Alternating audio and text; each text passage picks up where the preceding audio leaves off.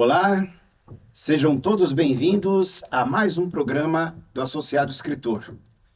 O programa do Associado Escritor é uma iniciativa da Biblioteca da Coordenadoria de Educação e Cultura da Associação dos Funcionários Públicos do Estado de São Paulo. Eu queria inicialmente agradecer todo o apoio que nós temos da diretoria executiva, estendendo aqui os meus agradecimentos ao nosso presidente, Dr. Arthur Marques, que fornece todo o apoio para as nossas programações. Quero agradecer também a dona Maria Edna Silva Rosa, nossa coordenadora, que dá todo o respaldo para que essas e outras programações aconteçam. Para você que está chegando aqui novo, o programa do Associado Escritor é uma iniciativa já clássica da nossa coordenadoria, que foi desenvolvida para dar apoio e visibilidade às obras literárias do nosso associado escritor. Hoje eu estou aqui com um convidado bastante especial, o senhor João Gomes de Sá, associado, escritor, artista, folclorista, cordelista, multiartista. Senhor João Gomes, seja bem-vindo ao nosso programa. É uma grande alegria recebê-lo aqui. Estamos todos felizes de conhecer a sua obra literária e certamente esse programa vai ser um caminho longo para que possamos tornar isso público. Olha, primeiro eu quero parabenizar a FEPESP por esta ação e agradecer também a toda a equipe, né, que tem nos recebido aqui nesta festa tão maravilhosa do Associado Escritor, né? E eu costumo dizer que eu sou João Gomes de Sá, eu sou natural de Alagoas, né? Eu aprendi a fazer poesia para dizer coisas boas. Eu gosto do meu trabalho e um pouco dele espalho para todas as pessoas.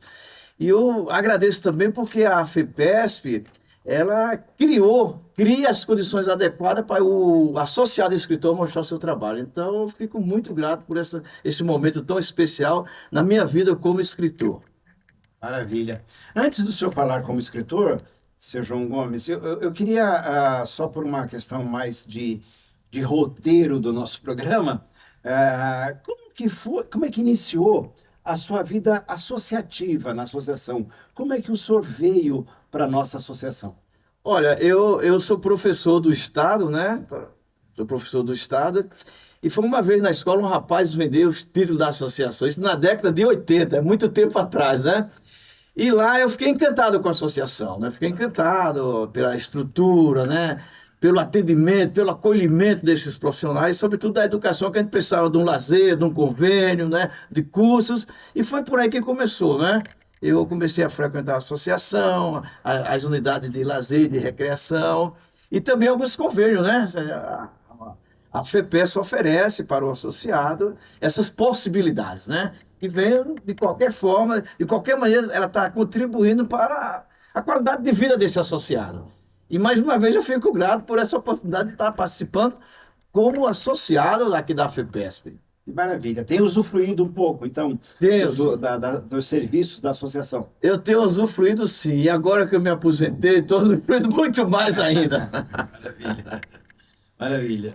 Agora chegamos, então, ao ponto, né, do nosso programa. Como é que se deu a formação do João Gomes de Sá, escritor? Olha, eu sou do Alto Sertão Alagoano e a minha formação, vamos dizer assim, o ensino fundamental, o ensino básico foi em Paulo Afonso, né, na Bahia. Aí depois o ensino médio é que eu fui estudar em Maceió, né, fiz o ensino médio lá e, consequentemente, eu entrei na Universidade Federal de Alagoas, né, e fui fazer o curso de letras, né, daquela universidade. E por ali foi que começou realmente esse meu interesse pelo folclore, pela cultura popular, pela literatura de cordel, pelos folguedos, pelas danças da minha terra, né? Então começou por ali. Começou como artista, então. Eu não digo artista, não, eu digo assim que professor tem que ser artista, né? Professor tem que ser artista porque todo dia a sala de aula é uma novidade, né? Ele tem que se reinventar, né? Eu acho que a gente se reinventa todo dia. E o universo da sala de aula é isso. Eu comecei a buscar, a partir dessas informações que eu tinha da universidade, essas informações artísticas, folclóricas, a partir daí eu comecei a oportunizar na sala de aula. Eu tenho uma curiosidade, seu João.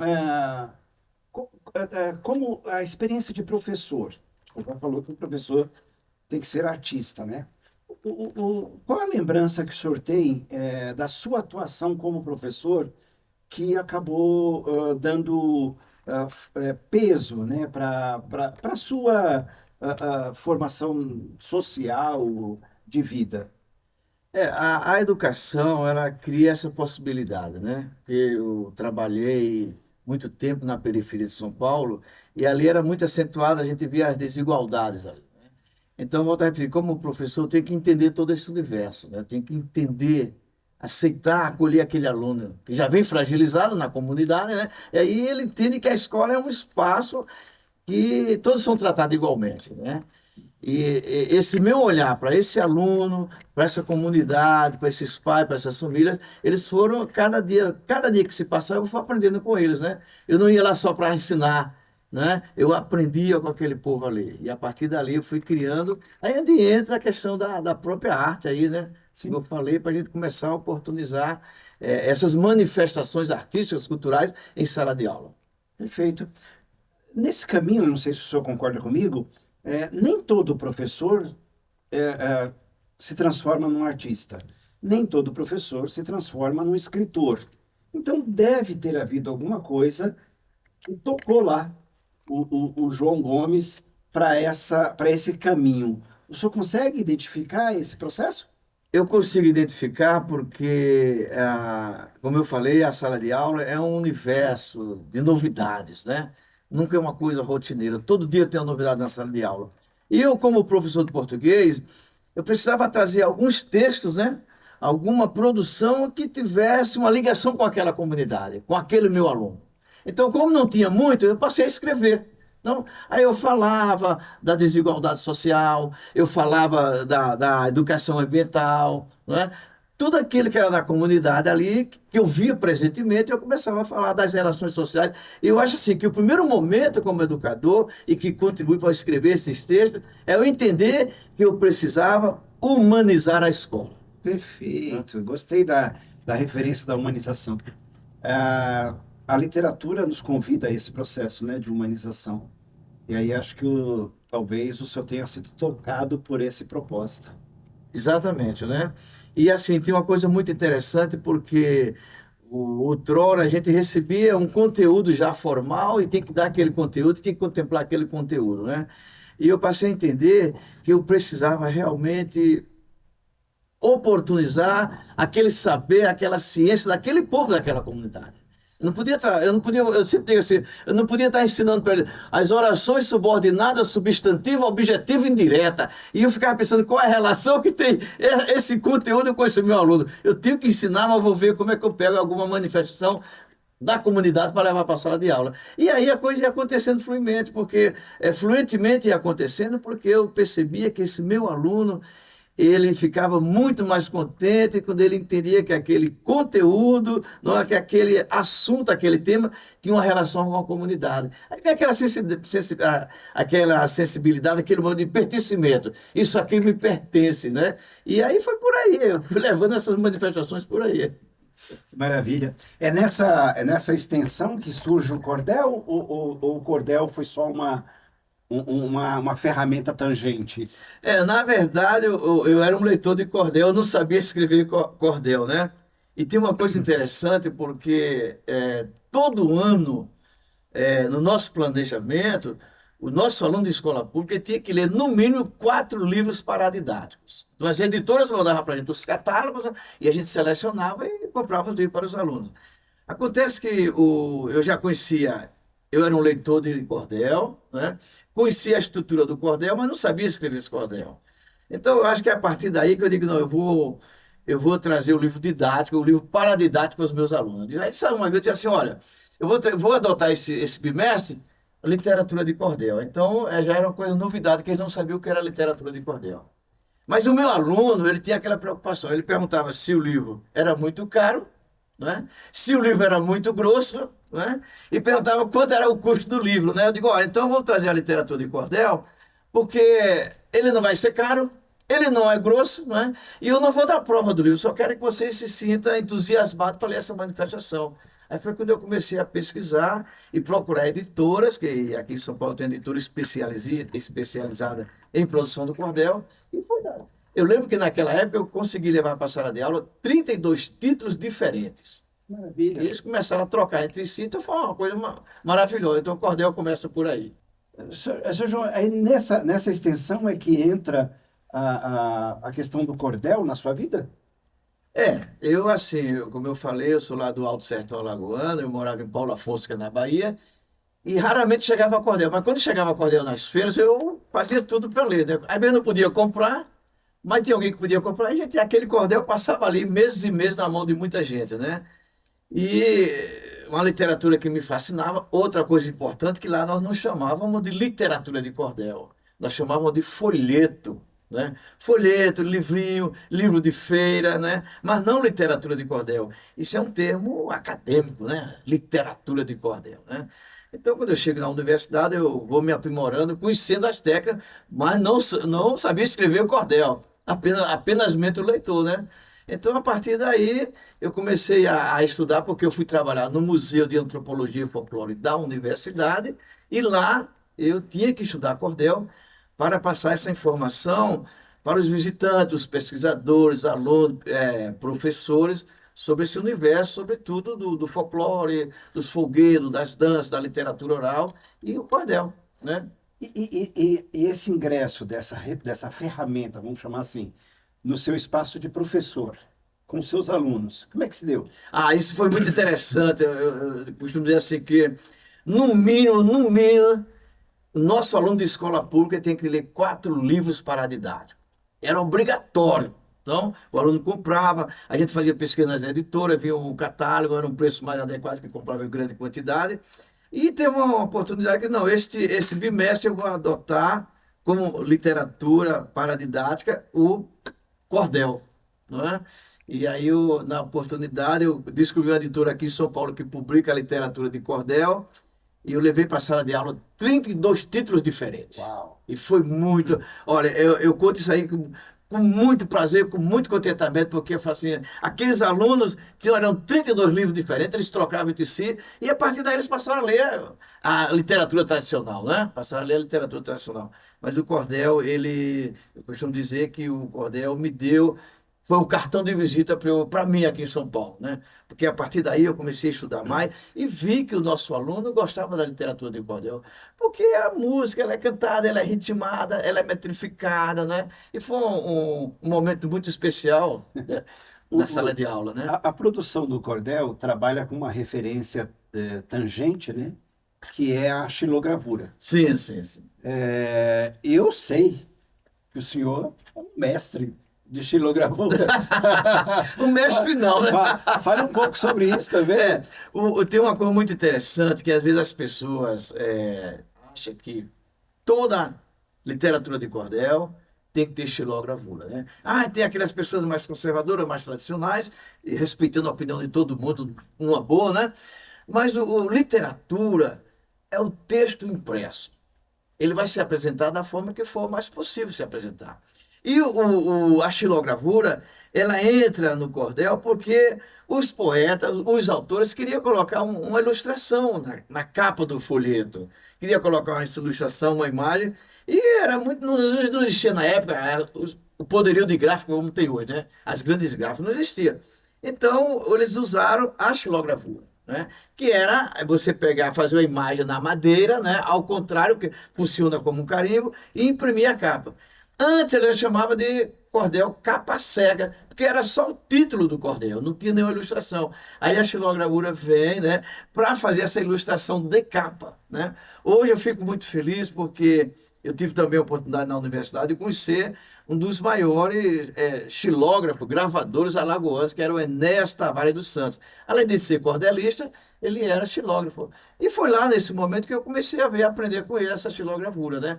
Mas a minha xilogravura, ela é muito pessoal, é muito minha, aquela coisa que eu faço não para ilustrar a capa de cordel, folheto, livro, né? Ela vai acontecendo naturalmente, né?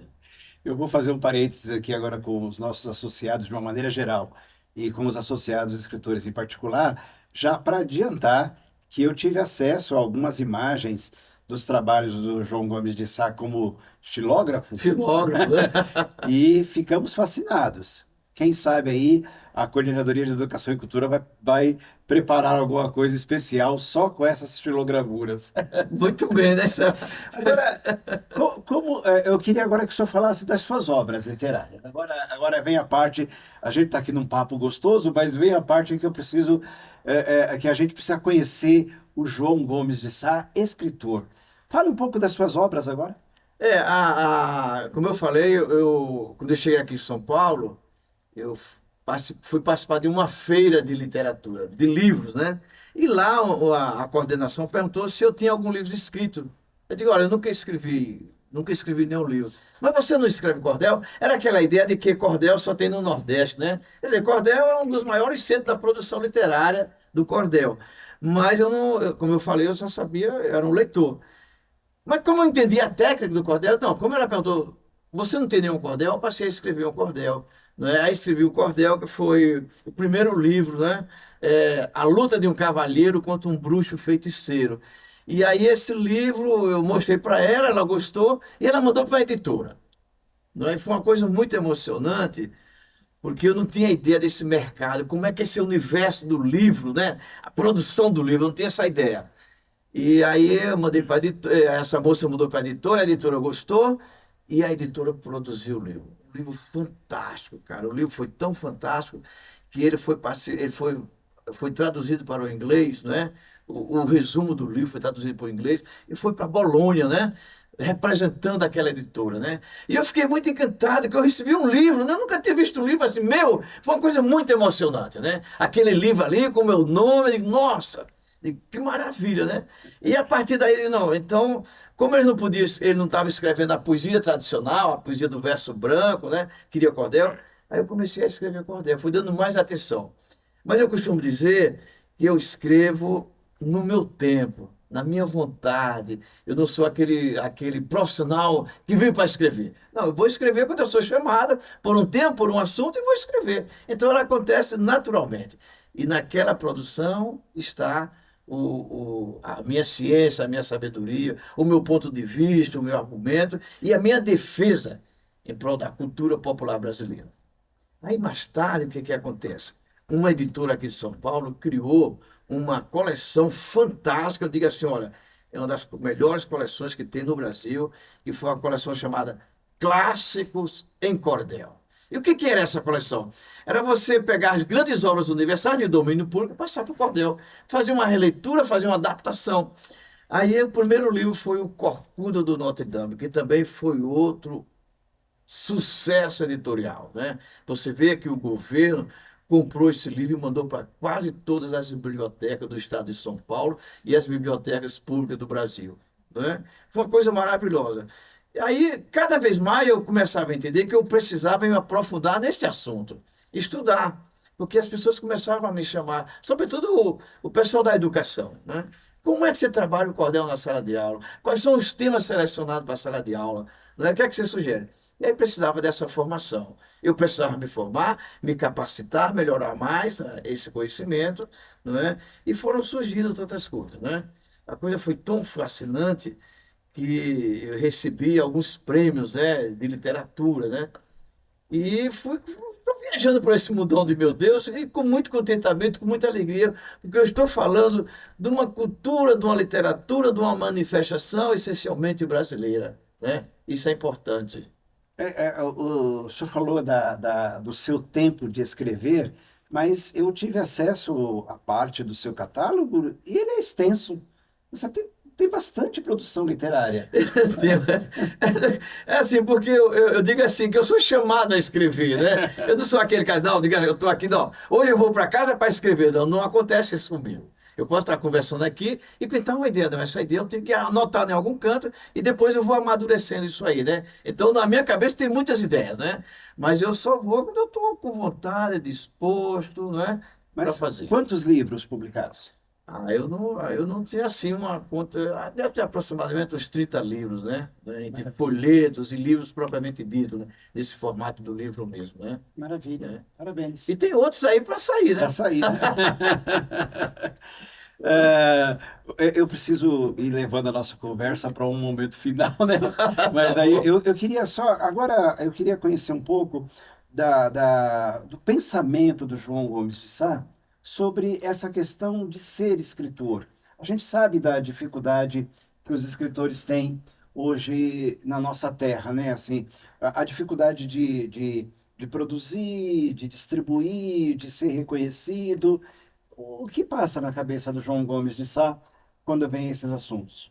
Olha, eu digo que eu sou uma pessoa privilegiada, porque eu não era não era escritor, não era conhecido, e essa editora aqui de São Paulo, a editora aqui de São Paulo, ela publicou meu livro, esse, o primeiro Corpo de Notre Dame, que foi seu sucesso, né?